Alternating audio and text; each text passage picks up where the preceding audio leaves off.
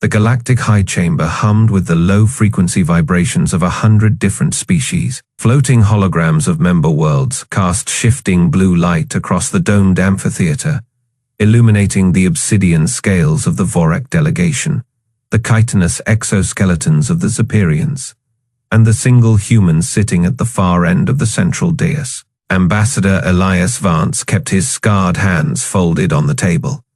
The old wound across his left cheek itched, a souvenir from the Second Mars Rebellion, but he didn't scratch it. Showing discomfort here was like bleeding in shark-infested waters. High Prelate Exorath rose from his elevated seat, his reptilian tail flicking behind him.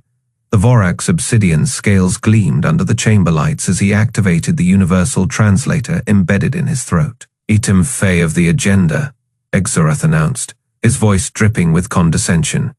"The proposed demilitarization of Sol's system." A murmur rippled through the chamber.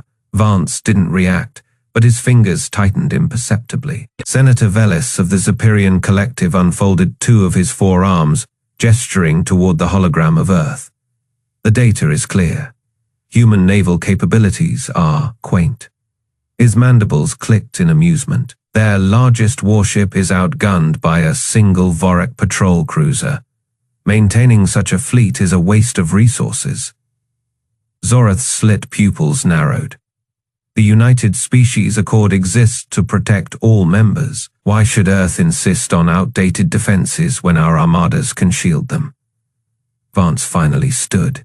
His chair didn't adjust to his height like the others. Another subtle reminder of his species' primitive status. "Earth appreciates the Accord's concern," he said, keeping his voice level. "But our defense policies are not open for debate." Laughter echoed from the insectoid delegates. Velis leaned forward, his compound eyes reflecting distorted images of Vance's face. "Come now, Ambassador, be realistic. Your species barely managed interplanetary flight when we made first contact. Your children playing with nuclear firecrackers." Exorath tapped a clawed finger on the table. "The vote is simple. Earth will reduce its naval forces to a token peacekeeping fleet. In return, the Accord guarantees Sol Systems protection." Vance's jaw tightened. "Guarantees like the ones you gave the Turellians or the Kasari?" The chamber fell silent. The Turellian homeworld had been glassed by pirates 2 cycles ago. The Kasari had vanished after a peacekeeping Vorac fleet entered their system. Zorath's scales darkened with irritation. "Those were unfortunate tragedies. The Accord cannot be everywhere at once." Vance reached into his coat and pulled out a data chip. "Earth Command's official response."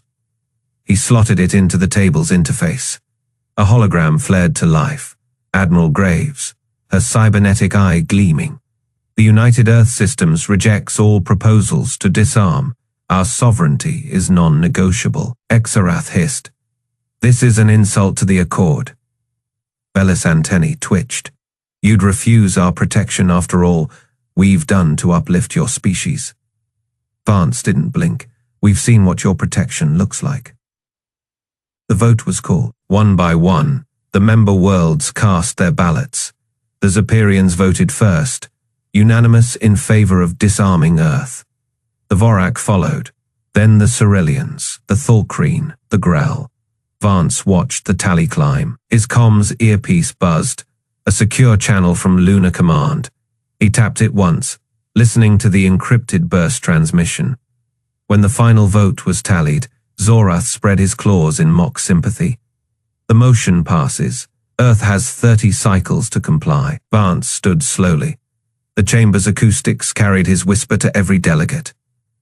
"Mark my words, this will be the worst mistake the Accord ever makes." Zorath's laughter followed him out. "What will you do, human? Cry to your primitive gods." Vance didn't turn around. His fist clenched around the second data chip in his pocket, the one labeled Project Shroud. Outside the chamber, 2 human aides fell into step beside him. One handed him a secure tablet. The screen showed live feeds from the asteroid belt, distant, silent shipyards humming with activity. Vance allowed himself a small, grim smile. "Send the code word to Mars Command," he murmured. It's time they learned why humanity never begged for protection. The aides exchanged glances, one whispered. They really think we're defenseless. Vance stepped into the orbital shuttle. The door hissed shut behind him as he stared at the retreating shape of Centauri Prime. Let them think it, he said softly, right up until the moment they regret it.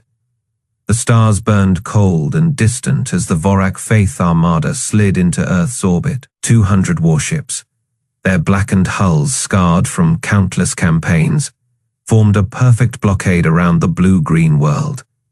At the center of the formation loomed the Dominion's will, a 5-kilometer-long monstrosity of pulsating energy cannons and razor-edged plating. Its shadow fell across the planet like a blade pressed against humanity's throat. On the bridge of the Dominion's will, Admiral Krell watched the feed from Earth's surface with satisfaction. His forked tongue flicked out, tasting the fear radiating from the primitive world. The Vorac's obsidian scales shimmered under the bridge lights as he turned to his tactical officer. Open a channel to their pathetic leaders. Let them see what true power looks like. Below, in the United Nations Emergency Command bunker, Secretary General Laurent gripped the edges of his holotable as the Vorac transmission overrode all frequencies. Krell's scaled face filled every screen on the planet, his slit, pupilled eyes burning with contempt. People of Earth, the Admiral hissed. By order of the United Species Accord, your planet is hereby placed under Vorac protection. All military assets will be surrendered immediately. Any resistance will be met with orbital bombardment. Captain Lisa Hayes clenched her jaw so hard it ached. From her position aboard the stealth monitoring ship Vigilance, hidden just outside the Vorac sensor net, she watched the Armada's weapons systems power up. They're not here to protect anyone, she muttered to her XO. This is a damn occupation. On the surface, riots erupted in a dozen cities as the reality of the Vorac ultimatum set in. In New York, Mayor Ortega stood on the steps of City Hall, staring up at the ominous shapes blotting out the sun. A Vorac gunship descended, its repulsors shaking the skyscrapers as it hovered over Times Square. The crowd's panic turned to screams. Krell's voice continued, dripping with mock concern.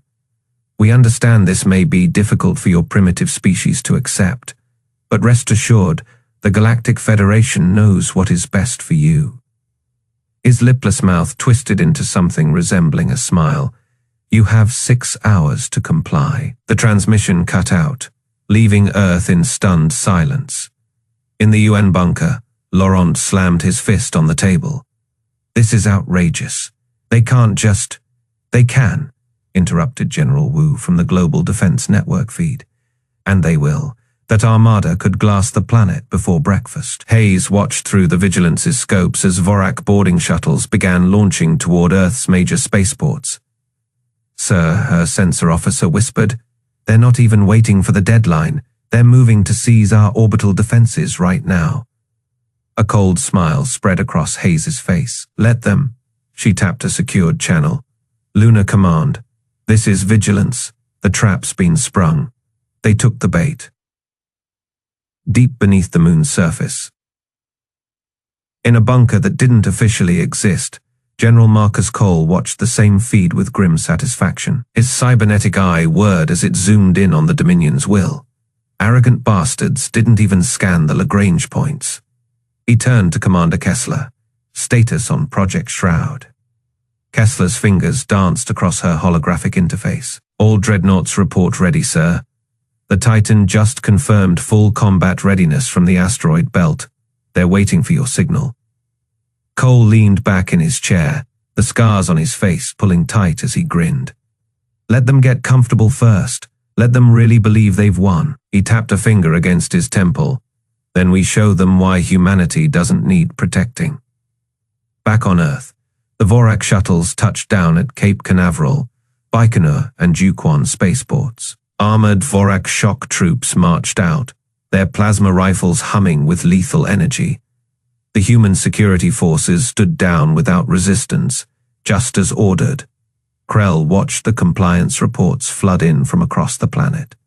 Pathetic, he sneered to his second in command. They're surrendering their home without a single shot fired. I told the council this would be... Admiral. The sensor officer's sudden shout cut him off.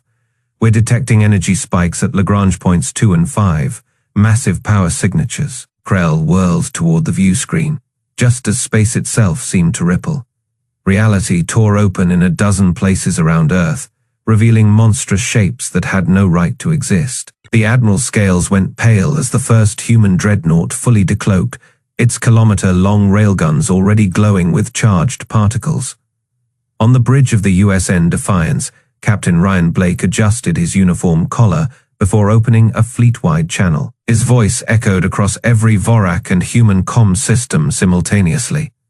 This is Captain Blake of the United Earth Navy. You have 1 minute to power down your weapons and surrender. A pause. Or we will demonstrate why we never signed your damn accord. Krell's claws dug into his command chair as 50 human warships, each more massive than his flagship, emerged from cloak around the planet. His tactical officer's voice shook. Admiral, their weapons are locked. They outgun us 10-1. For the first time in his long military career, Admiral Krell of the Vorac Faith Armada felt something alien crawl up his spine. Fear the lunar dust hadn't settled in centuries.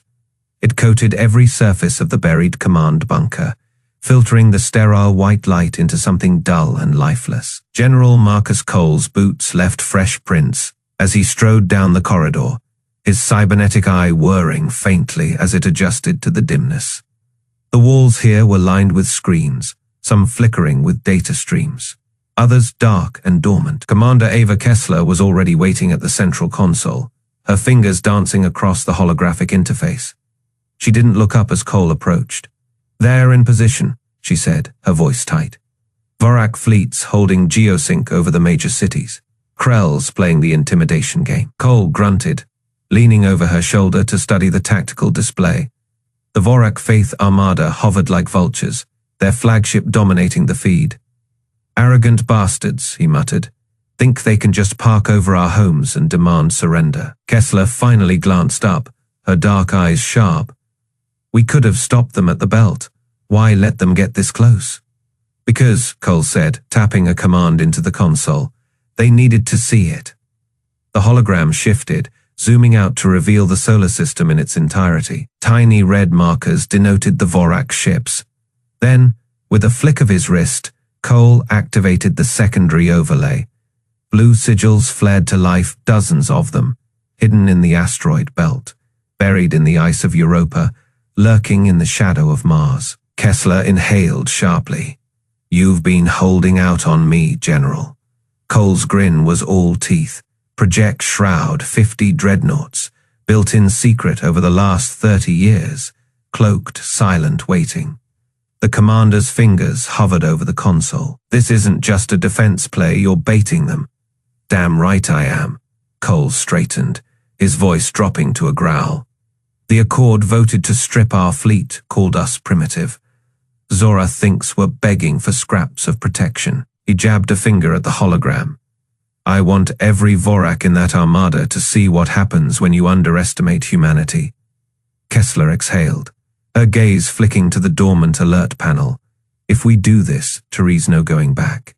The galaxy will know we've been lying about our capabilities. Good. Cole's eye gleamed. Let them fear us for once. A chime sounded, an incoming transmission from Lunar Command's subsurface arrays. Kessler accepted it, and the voice of Captain Ryan Blake crackled through. Defiance is ready, General. All ships report cloaks stable, waiting on your mark. Cole didn't hesitate. Initiate Shroud Protocol, full decloak sequence on my command. Blake's voice hardened. Understood. Well be the knife at their throats. The line cut. Kessler's hands flew across the console, bringing up the final authorization screen, a retinal scan, a voice print, a DNA lock. Cole provided all three without flinching. The console beeped. Project Shroud, activation imminent. Confirm final authorization. Cole's thumb hovered over the panel for a second. The weight of it all settled on him. The lives at stake, the war they might ignite. Then he thought of Krell's smug face, of Zorath's condescension, of the way the Accord had dismissed Earth like a child's toy. He pressed down, deep beneath the lunar surface. Systems whirred to life. Power surged through hidden conduits, racing toward the dormant fleet. On Mars, the USN Titan shuddered as its cloak disengaged, its massive railguns humming with pent-up energy. In the asteroid belt, the Atlantica's plasma lances cycled to full charge. Kessler watched the feeds, her breath shallow. "They'll see it coming. Vorac sensors are..." "Not good enough," Cole interrupted. "Our cloaks aren't just masking signatures. They're bending light. By the time Krell's scanners pick up the distortion, it'll already be too late." A final alert flashed, all Dreadnoughts primed awaiting decloak command. Cole flexed his fingers. Send the order. Kessler input the sequence. Somewhere in the void, 50 human warships prepared to reveal themselves. The general turned toward the main screen, where Earth hung serene and blue, unaware of the storm about to break. "Let's show these lizards why you don't corner a human." The Vorac fighters streaked through Earth's atmosphere like black comets, their engines screaming as they skimmed the rooftops of New York. Mayor Ortega stood on the balcony of City Hall, his knuckles white around the railing as the alien gunships hovered menacingly above Times Square. The crowds below had frozen, their faces tilted upward in a mix of terror and defiance. A transmission crackled through the city's emergency broadcast system. Admiral Krell's voice, thick with condescension, echoed across the streets. "People of Earth, your leaders have failed you. The United Species Accord has decreed your planet unfit to govern its own defenses. You have 1 hour to surrender your remaining military assets, resist, and we will reduce your cities to glass." Ortega spat over the railing. "Like hell we will." His aide, a young woman with a tablet clutched to her chest, paled. "Sir, the UN is telling everyone to stay calm." Calm. Ortega barked a laugh. "I've got gunships over our heads and a fleet in orbit." Calm went out the window the second those scaly bastards showed up. Across the planet, the same scene played out. In Tokyo, Vorac shock troops marched through the streets, their plasma rifles humming. In Moscow, the sky darkened as the Dominion's Will's shadow stretched over the Kremlin. Every human news network blared panic, evacuation orders, pleas for peace, shaky footage of alien warships blotting out the sun. But military channels were silent, deep beneath the moon's surface. General Marcus Cole watched the feeds with a cold smile. The lunar command bunker hummed with activity, officers darting between holographic displays. Commander Ava Kessler's fingers flew across her console, her eyes locked on the Vorac fleet's positions. "I've taken the bait," she murmured. "All ships are in the kill zone." Cole cracked his knuckles. "Time to remind the galaxy why you don't corner a human." On Earth, Krell's ultimatum ticked down, 30 minutes left. In New York, Ortega's comms officer suddenly stiffened. "Sir, we're getting a transmission. Encrypted military band." Ortega snatched the headset. "This is the mayor speak." A calm female voice answered. "Mayor Ortega, this is Captain Lisa Hayes of the USN Vigilance. Stand by for further instructions. Do not engage the Vorac. Repeat, do not engage." Ortega's jaw tightened. "Stand by, they're in my city." "Trust me, Mr. Mayor," Hayes said, a hint of steel beneath her tone. "They won't be there much longer." The line went dead. In orbit, Krell lounged in his command chair aboard the Dominion's Will, savoring the fear radiating from the planet below. His tactical officer, a younger Vorac with nervous eyes, cleared his throat. "Admiral, our sensors are picking up anomalies." Krell waved a clawed hand. "Human stealth satellites, pathetic attempts at hiding, ignore them." "But sir, the energy signatures are nothing compared to our firepower," Krell snapped. He leaned forward, his scales glinting in the dim light. "Earth has no fleet, no defenses. They are ants beneath our boots." The tactical officer swallowed hard. "Yes, Admiral." Krell turned back to the view screen, where Earth spun lazily beneath him. So fragile, so weak. He opened a channel to all Vorac ships. Prepare assault battalions. If they do not surrender in 20 minutes, we burn their capital cities to ash." A chorus of acknowledgements echoed back. On the surface, Ortega's aide tugged at his sleeve. "Sir, the president is on the line. Shez ordering all officials to evacuation bunkers." Ortega didn't move. His eyes were locked on the sky. "Tell her I'll take my chances here." The aide hesitated. "But the Vorac are about to have a real bad day," Ortega muttered. Above them, unnoticed by the Vorac fleet, space itself began to ripple. In Lunar Command, Cole's smile turned feral. "Activate Project Shroud." Kessler's fingers hovered over the final command. "Once we do this, Therese no going back." Cole didn't blink. Good. She pressed the key across the solar system. Hidden shipyards under Mars and Europa powered up. The asteroid belt shimmered as massive engines flared to life. And in Earth's Lagrange points, space twisted, then tore open. Krell's tactical officer screamed, "Admiral, the Dominion's will sensors overloaded as 50 human dreadnoughts, each larger than the Vorac flagship, decloaked in perfect formation." Captain Ryan Blake's voice boomed across every frequency, human and Vorac alike. "This is Captain Blake of the United Earth Navy. You have 1 minute to stand down." Krell's scales went pale. Ortega, still on his balcony, threw back his head and laughed as the sky above New York filled with the sleek, terrifying silhouettes of human warships. The aide gaped. Where the hell did those come from? Ortega wiped his eyes. "Son, you're about to learn why you never ever call humanity defenseless." On the Dominion's will, Krell's claws dug into his armrests. His tactical officer was babbling, his voice rising in panic. "Shields at maximum, all batteries." Krell snarled. "Fire!" The Vorac fleet unleashed everything they had. Human shields didn't even flicker. Blake's voice came again, calm as death. "Time's up." The dreadnoughts opened fire. The tension in Earth's orbital space was thick enough to cut with a knife. Vorac warships hung like vultures over the blue-green planet, their weapons charged and ready. Admiral Krell lounged in his command chair aboard the Dominion's will, mandibles twitching in amusement as he watched the human transmissions. Panicked news anchors, desperate politicians begging for mercy. It was all so pathetic. 30 minutes remaining, Krell announced over the fleet-wide channel. "Let them sweat."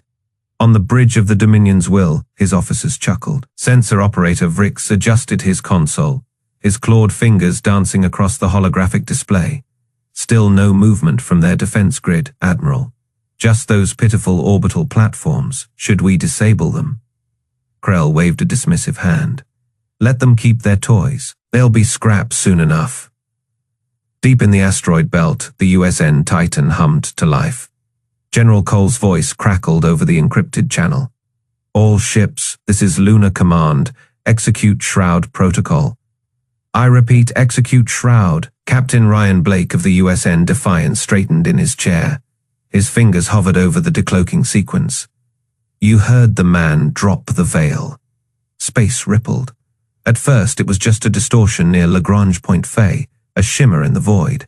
Then another, and another. Vrix's console screamed, "Admiral, massive energy spikes." Krell's amusement vanished. What? The Defiance materialized first, its 3-kilometer long frame blotting out the stars. Railgun batteries the size of skyscrapers hummed to life, glowing an eerie blue. Then came the Atlantica, the Vanguard, the Stormbringer. 50 dreadnoughts in total, each more massive than the Dominion's will. On Earth, people stopped in the streets. News feeds cut to the sky where the impossible had just happened. Blake's voice boomed across every frequency, human and Vorac alike. "This is Captain Ryan Blake of the United Earth Navy. You have 1 minute to stand down." Krell's scales paled. Impossible. Where did they? Vrix's claws trembled. They were hiding, Admiral. Their signatures, cloaking tech we've never seen. The bridge of the Dominion's will erupted into chaos. Officers shouted over each other, consoles flashing red. Krell slammed a fist into his armrest. "All ships, Battle stations, target those. Too late, Blake said calmly. The Defiance fired first. A railgun, slug the size of a freight train, punched through the lead Vorac cruiser like it was made of paper. The ship detonated in a fireball, debris scattering into the void. Lieutenant Diaz aboard the Atlantica grinned as her targeting locks chimed. 3 birds, 1 stone. Her fingers danced across the console. Plasma lances lanced out, spearing through 3 Vorac destroyers in a single shot. Krell's flagship shook as a nearby frigate exploded. Return fire. All batteries now. Vorac plasma cannons unleashed a storm of green energy, only for it to splash harmlessly against the Defiance's shields. Blake didn't even flinch. Shields at Faye, they're not even trying. On Earth, crowds erupted into cheers. In New York, Mayor Ortega stood on his balcony, watching the sky light up with human vengeance. Damn right, he muttered.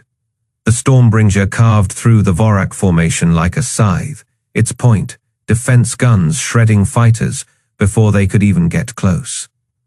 The Vanguard locked onto the Dominion's Will's engines. Direct hit, Diaz crowed. The flagship's shields flickered, then failed. Krell was thrown from his chair as alarms wailed. Evacuate. Abandon Shay. The Defiance's second railgun shot silenced him forever. The Dominion's Will split in half, its wreckage tumbling toward Earth's atmosphere. Blake leaned back in his chair. Time. 47 seconds, sir. His tactical officer replied. A slow smile spread across Blake's face. Send a message to Lunar Command. Tell them the neighborhood's clean. Across the galaxy, every species with a comms array heard the same thing. The sound of Vorac ships dying, and the deafening silence that followed. In the Galactic High Chamber, Ambassador Vance received the transmission.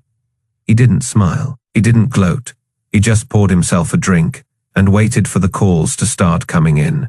The Vorac fleet froze for a single, terrible second. Every gunport, every targeting array, every thruster array on 200 warships hesitated as their sensors screamed warnings they couldn't comprehend. Admiral Krell's scaled hands gripped his command throne so hard cracks appeared in the armrests. Report, he bellowed, his voice echoing through the Dominion's Will. The sensor officer's claws trembled over his console. 50 capital class signatures, Admiral. They just appeared from nowhere. Their mass readings exceed our entire armada.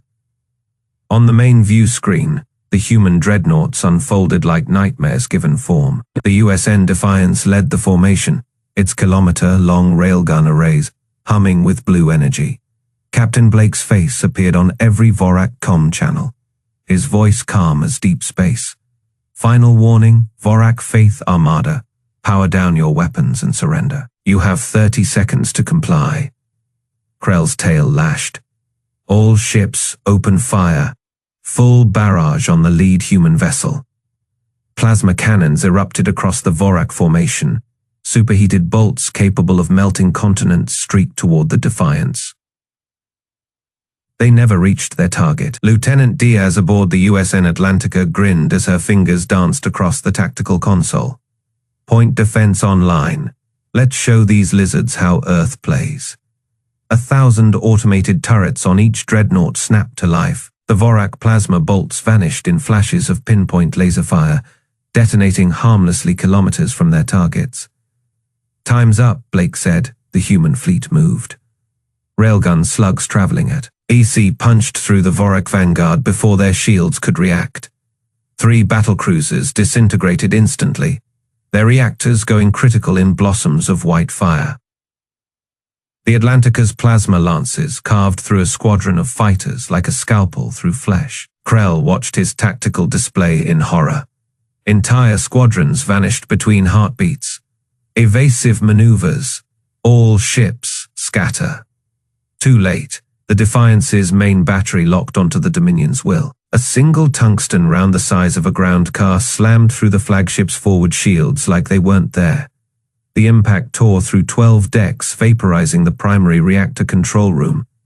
Admiral, we've lost main power, the engineering officer screamed. Krell's comm crackled to life. not with Blake's voice, but with a young human female's. Lieutenant Diaz leaned forward on the Atlantica's bridge, her smile visible even through the transmission static. "Hey, Lizard King, remember when you said Earth had nothing to stop you?" The Atlantica's secondary batteries fired as she spoke. 48 plasma torpedoes streaked toward the crippled flagship. "You were wrong." The torpedoes hit in perfect sequence, each one timed to impact just as the previous explosion peaked. The Dominion's will came apart in stages, its armored hull peeling away like rotten fruit. Krell had time for one final transmission before the bridge collapsed around him. "Impossible, you were supposed to be weak." His scream cut off as the antimatter containment failed. The flagship's death throes lit up Earth's night side brighter than the moon. Across the battlefield, Vorac ships attempted to flee. Human destroyers emerged from behind the Dreadnoughts, their engines flaring as they gave chase. The battle became a rout, then a slaughter. Captain Blake watched the last Vorac cruiser explode from the Defiance's bridge. His XO handed him a fresh coffee. 47 seconds, sir. New record. Blake sipped the steaming liquid, never taking his eyes off the burning wreckage. "Send a full after-action report to Lunar Command, and flag Admiral Krell. Tell him Phase 2 is ready." Below them, Earth's cities erupted in celebration. Millions of faces turned upward as the sky burned with the death of an armada. In New York, Mayor Ortega stood on his balcony, watching the fireworks reflected in the windows of skyscrapers. A young boy tugged his sleeve. "Mayor, are we safe now?" Ortega ruffled the boy's hair, smiling for the first time in weeks. "Yeah, kid, we're safe." Above them, the USN Defiance turned its guns toward the stars. The chamber of the Galactic High Council had never been so silent. The usual hum of alien chatter, the clicking of mandibles, the telepathic whispers. All gone. Only the faint thrum of the station's life support systems remained as Ambassador Vance strode to the center of the amphitheater. His boots echoed against the polished floor, each step measured, deliberate. High prelate Exarath's obsidian scales had lost their usual luster. His forked tongue flicked nervously as Vance stopped before the council dais. The human ambassador didn't speak at first. Instead, he reached into his coat and withdrew a single data crystal. It gleamed under the chamber lights as he placed it on the speaker's podium, with a soft click. "1 week ago," Vance said, his voice calm but carrying to every corner of the room, "this council voted to disarm Earth. You called us weak, primitive." He tapped the crystal, and holograms erupted above the podium, footage of the Vorac Faith Armada breaking apart under human railgun fire, the Dominion's will exploding in a silent bloom of plasma. Senator Velas's forearms twitched, his antennae flattening against his skull. This is impossible. You had no fleet." Vance smiled. It wasn't a pleasant expression. "We had every fleet. While you debated our irrelevance, we built. While you mocked our obsolete ships, we perfected cloaking technology that hid entire dreadnoughts in your own backyard."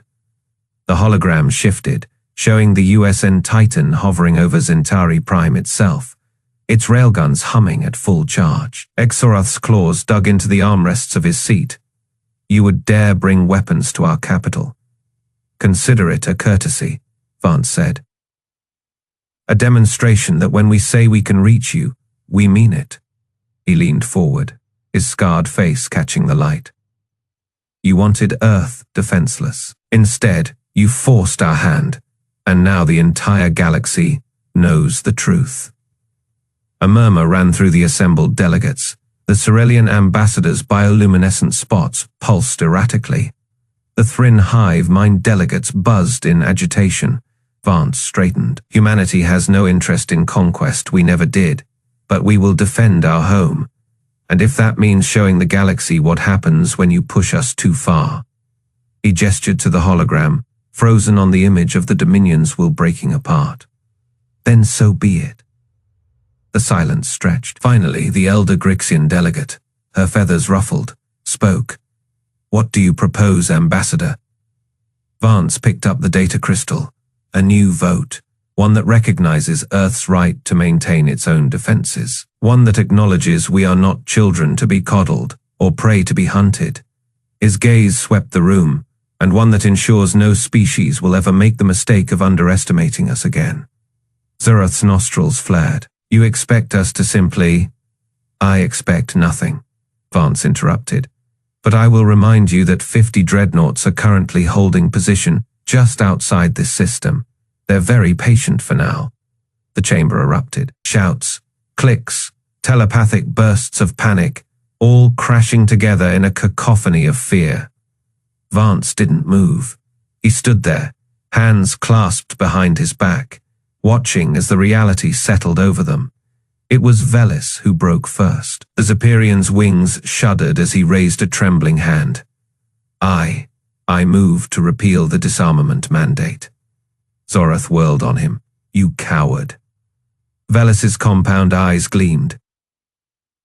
No prelate. I am wise. Look at the footage again. That battle lasted 47 seconds. 47 seconds to wipe out an armada that could have glassed a dozen worlds. Do you truly wish to test their patience further? The vote passed. Not unanimously, not easily. But it passed. As the session adjourned, Vance turned to leave. Exarath blocked his path, his scales dull with defeat. This isn't over, human. Vance paused. Then he leaned in, close enough that only the Vorac could hear. Oh, it is, because now you know. He stepped back, meeting Zorath's slitted eyes. Underestimate humanity once, and with that, he walked away, leaving the galaxy to tremble in his wake.